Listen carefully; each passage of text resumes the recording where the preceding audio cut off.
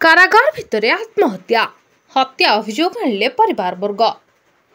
चौदार मंडल कारागार घटी एक विराट घटना। चौदार जेल मध्य मानसिक ग्रस्त विभाग रे जड़े आजीवन कैदी आत्महत्या करिसेंती। आत्महत्या करिथिबा व्यक्ति जनक हेउछंती महेंद्र दास। से दीर्घ 15 वर्षर ऊर्ध्व अर्थात 2006 मसीहा ठारू एक हत्या घटना रे दोषी साब्यस्त होई सजा काटुथिले। कैदी जनक घर जाजपुर जिले में सूचना देछंती जेल कर्तृपक्ष। कैदी महेंद्र दास आज सकाळ समय रहुतुपा निज मानसिक विकारग्रस्त वार्ड रे पायखाना गृह मध्य स्काईलाइट रे निज गामुछा साहाय्य आत्महत्या करिथिबा सूचना मिली। यापर जेल कर्तृपक्ष शव व्यवच्छेद पई कटक बड़ मेडिकल को पठाई दैछंती। तेबे तांको बापा को मारी टांगी दैछंती बोली मृतकଙ୍କ पुଅ अभियोग करछंती। तेबे यह एक हत्या ना आत्महत्या तदंत कले जना पड़िबो बोली साधारण ने चर्चा हेउछि। कटकरू मानस कुमार साहू को रिपोर्ट, मणिभद्रा खबर। प्रशांत रंजन दास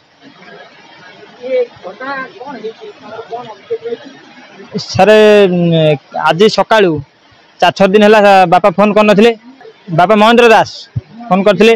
जेतिया फोन करले 4-6 दिन है फोन करी नाथि। जेलर जे आज तांको थानारू जेलू जे हम चौदार जेल जे फोन करथिले तांको जेलर से कहले जे तुम महेंद्र ना पुओ ना। मु कहनी हाँ मु दुकान सेतले थिनी।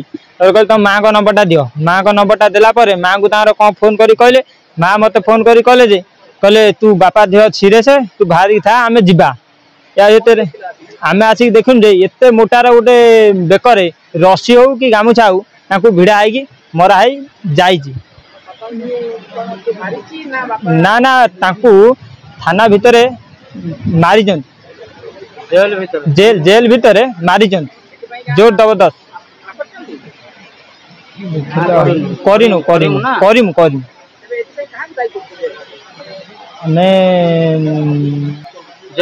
जेल तत्व पकेबू दायी कर